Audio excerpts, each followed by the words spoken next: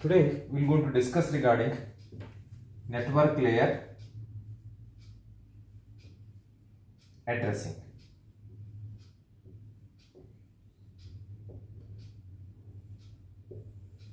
In the last class I discussed regarding link layer addresses whose length is 48 bits.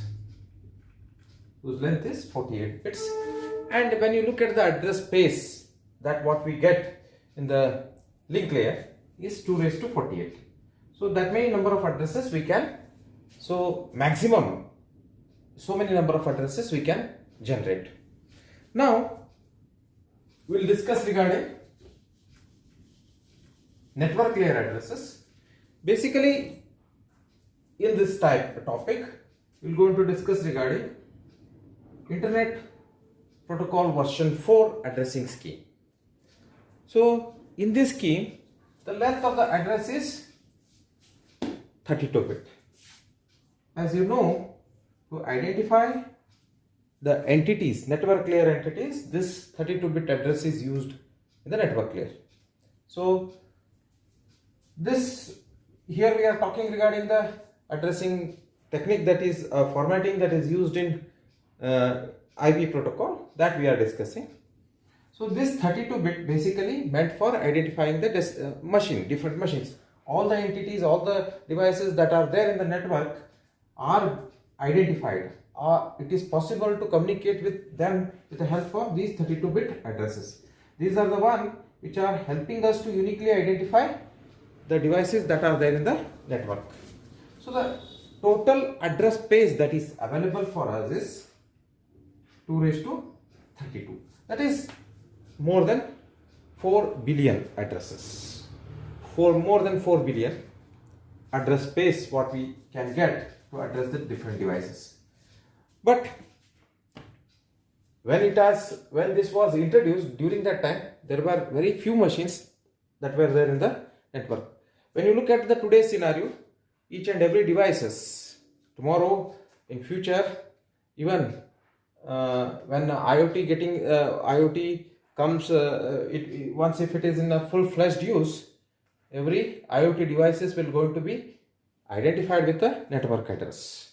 So but when I talk from say 90s scenario, so during that time very few machines were there in the network, and when it was introduced that time 2 raised to 32, they thought it was a very huge address space with the help of which they can address say almost all the devices there in the network. That time they thought this 32-bit is a bit large number, so that they can address all the devices that are there in the network. They never thought that network will going to grow such a large. So that's why that they reserved only 32 bits for addressing purpose. So in those days, earlier days, the addressing technique that was used was classful addressing scheme. They were using classful scheme of addressing. In this classful scheme of addressing, okay, so they classify the given 32-bit address into two parts. If I say this is 32-bit number, so it will going to be divided into prefix and suffix. Okay, it gets divided into two parts, prefix and suffix. So what exactly this prefix and suffix part do? So in the prefix part, here it is meant for identifying networks, and suffix part is meant for identifying the hosts. Now this type of addressing scheme was useful to identify the network to which the host belongs, so that this kind of arrangement was helpful for a router to route the packet to a proper destination. Or otherwise, say if they started using the complete number in a haphazard manner, it was very difficult for the router to route the packet to a proper destination. So this kind of arrangement helps them to identify the router to which the host belongs. Okay, so this was an idea that was initially used to route the packets or to identify the networks. or to identify the host, you can say. Basically it has two parts, prefix part and suffix part. So as I said, in classful addressing scheme, that addressing was based on number of bits that are reserved for prefix and suffix.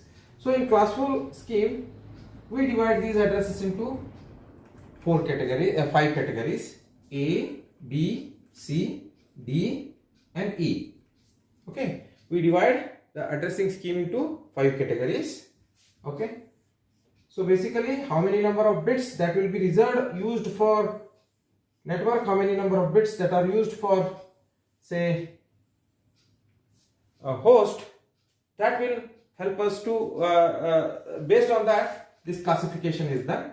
So this kind of a classification which was used in an earlier IP addresses, that's why this type of addressing scheme they call it as classful addressing scheme. So in a class A scheme, okay, so this addresses starts with 0 and total 8 bits altogether including 0. Total 8 bits are reserved for identifying the network. So as I said, prefix part is meant for identifying networks, suffix part is meant for identifying host. So altogether it is 32 bits. Altogether it is 32 bits. Out of these 32 bits, first 8 bits. So first 8 bits is meant for identifying the network. So this addressing scheme starts with, say, the MSB bit with 0. So this is what is the restriction again. So that means altogether you have only 7 bits to identify the network. 7 bits to identify the network. So the remaining 24 bits are meant to identify the hosts. This is what is a class A type of addressing scheme. So in class A, basically first 8 bits are basically to identify the network part. So now to identify to which class it belongs, the first bit is used. All the time MSB bit will be 0, that indicates it is a class A addressing scheme, and out of that the remaining 7 bits will be used to identify the network, and the suffix part 24 bits will be used to identify the host. Fine. So the next is class B scheme. Here the first bit, MSB bit, is 1 and the next bit, so next bit to that MSB will be 0, and 16 bits altogether, 16 bits will be used for, say, network, and remaining 16 bits will be for hosts.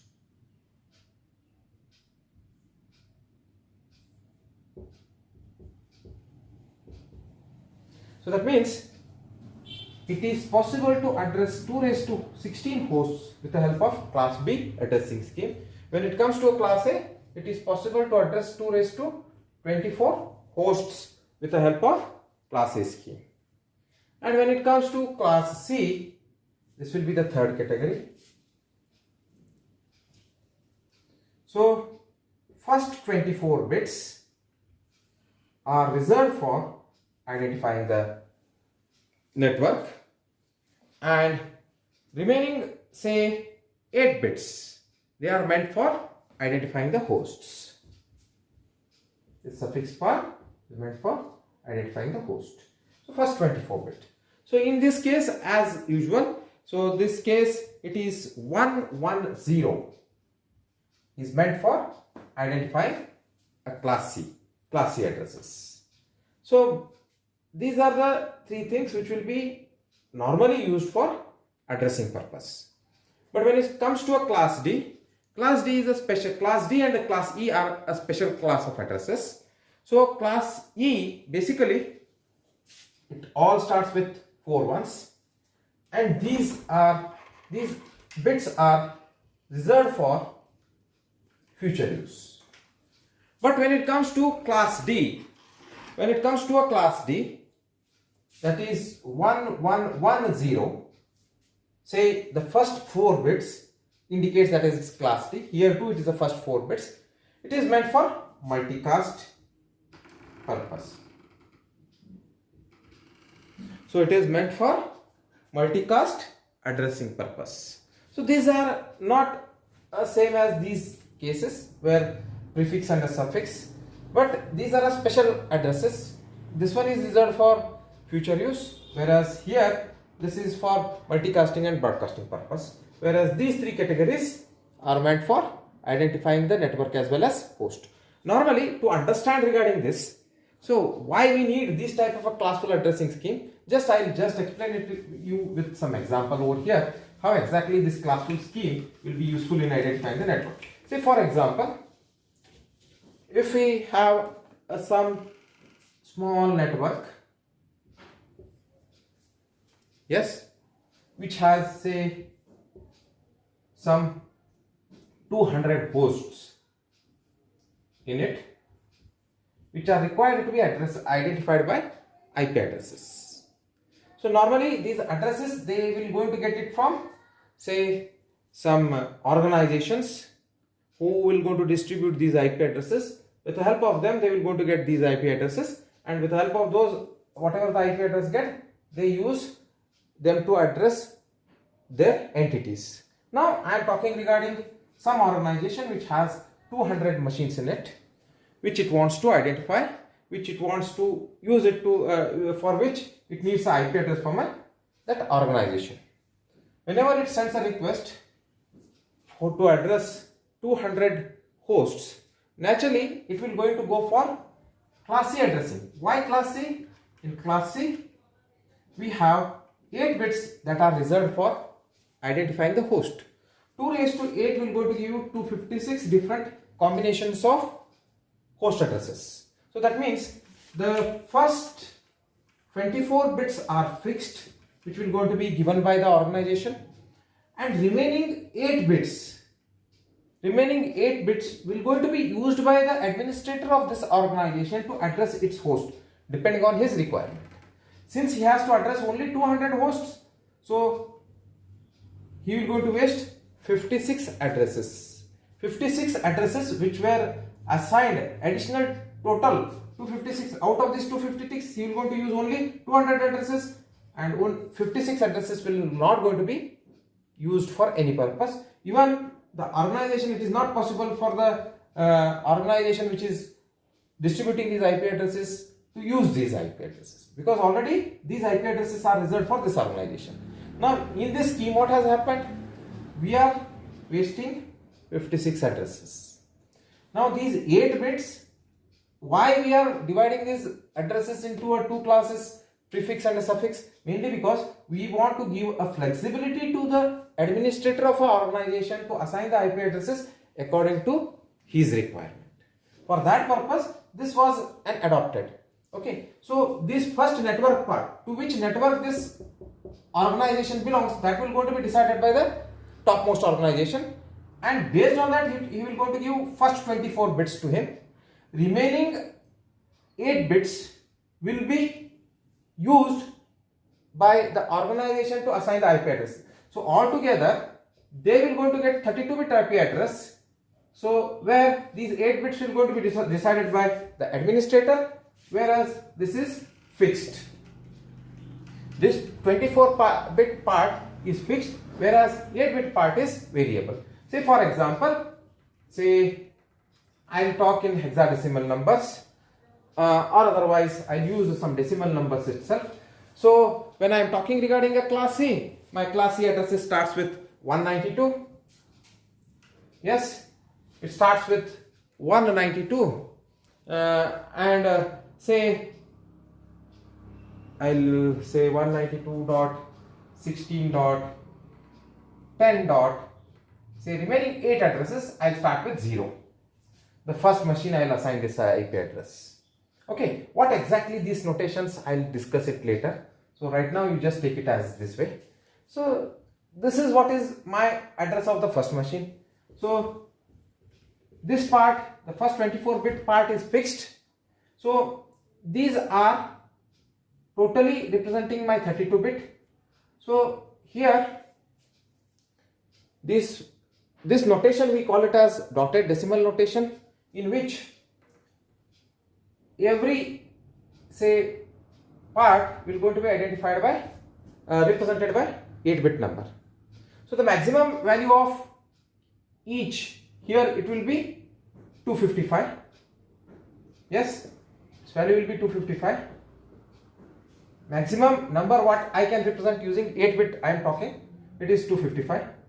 But when it comes to a class C addresses, it starts with, because of the restrictions what I have discussed at the beginning, because of that the class C address starts with 192. So I am using, so my addresses will start over here with 192 this and 10.0. As I said, we have a 200 such machines.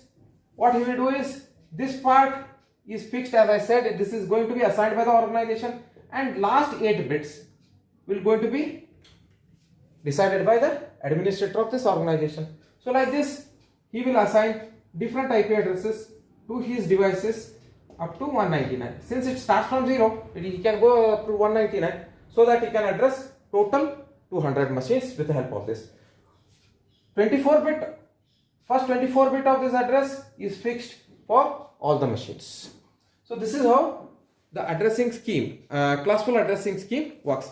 When I talk regarding the class B addressing scheme, so if I talk regarding the class B addressing scheme, the first 16 bits are fixed and remaining 16 bits are used by the administrator according to his needs. Normally class B will be useful for a bigger organization where the number of hosts are more in number.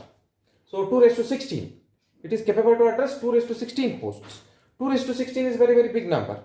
That is 65,536 different hosts it can address with the help of 2 raised to 16 last 16-bit addresses. The problem here, you see, say in classful addressing scheme, basically the classful addressing scheme, big say culprit in this addressing scheme is class B addressing scheme.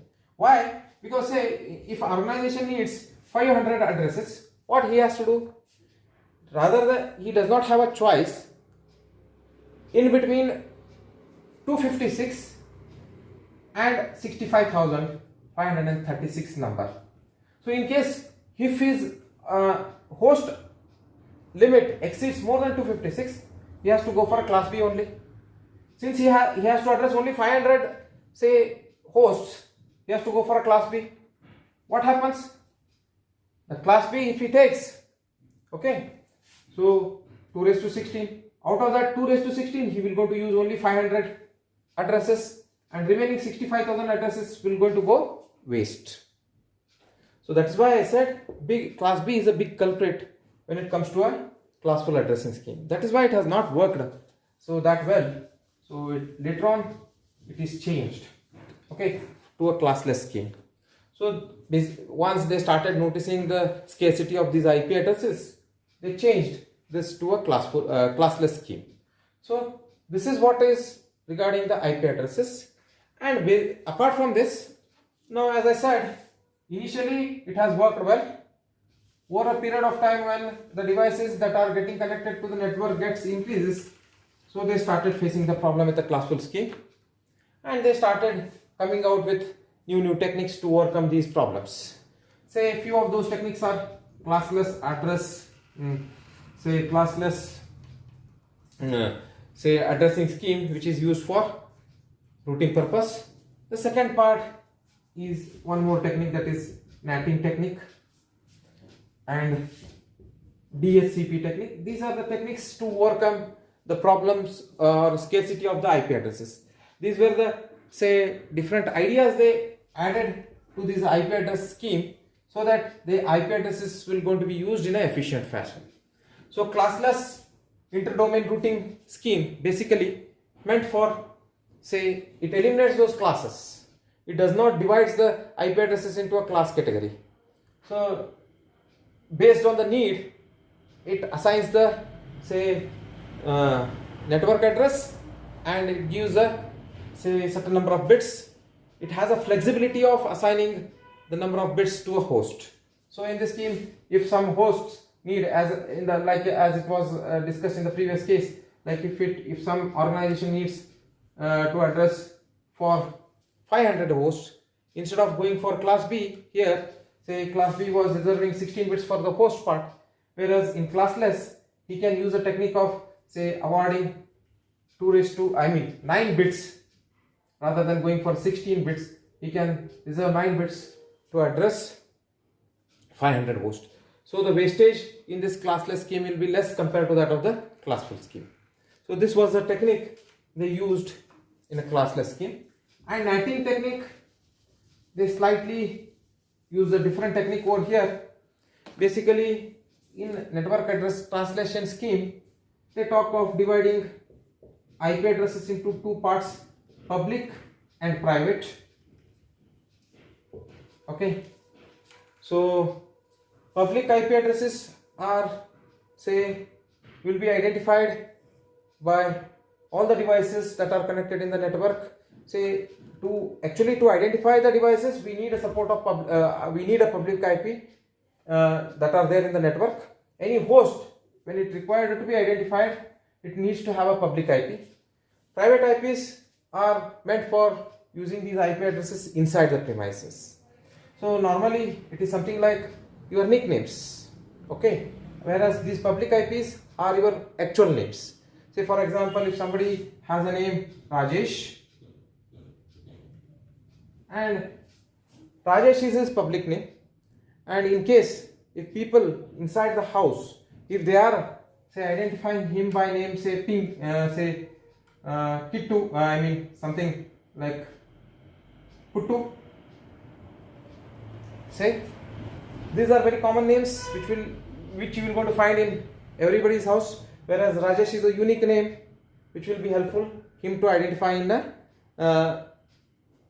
different situations. Okay, so he can't use this Puttu in his marks card. Okay, Rajesh is the one which is official name for him by which he will going to be identified. So this type of idea that is used in the NAT. So I am going to discuss that NATing scheme in the later part. Okay, so then DHCP, this too is one more scheme which will be useful for solving the problems of IP addresses. So normally when you are connected to the service provider, okay, so all the time you are not getting connected to the network, you are not using a leased line services. So whenever you want to use the network services, that time only you will go to turn on your hotspot, you will go to turn on your network, your mobile data, or otherwise you are getting connected to a service provider's network. So only during that time, okay, so you will go to use that internet. Later on you will go to turn off your mobile data so that you will go to be disconnected from the network. So normally when you look at the usage of the people who are getting connected to the network, their time period will not going to be more than 1 hour or 2 hours, not more than that. Average time, every device that is getting connected, normal people, their average time that is getting connected to the net will be somewhere between 1 hour to 2 hours. So if we assign a fixed IP address to such a host, it is a kind of a wastage of that IP address. For that reason, so dynamic host configuration protocol helps us to assign dynamic IP addresses. Whatever the IP addresses that are assigned to the devices, they are not fixed. That IP address will going to be used only for that session. Moment that session gets over, the device will hand over that IP address back to the organization. Organization is again, organization can reuse that IP address for another device. So this is how they try to overcome the problem of IP addresses. So these are some different schemes that are used to overcome the IP addresses. Apart from that, again, to overcome the problems of IP addresses and to manage the network properly, these addressing the IP address will be in classful scheme. They talk of using subnetting scheme, which helps the organization to divide its department into a sub-organizations. Fine. So that it will be easy for gateway router to identify different departments of some big organizations. In such situations, the host part address will going to be divided into two parts. The first part of this host will be useful for identifying these subnetworks, and remaining part of this address will be used to identify the hosts. So the hosts which are connected to different departments. Okay, these hosts will going to be identified by this part. Okay, last part, whereas this part is meant to identify these subnetworks. So this idea is also added to the IP addresses. This scheme we call it as subnetting scheme. Okay, so in next class we are going to see few examples on this subnetting, and I am going to discuss details of those CIDR, DSCP and netting scheme in the next class. Thank you very much.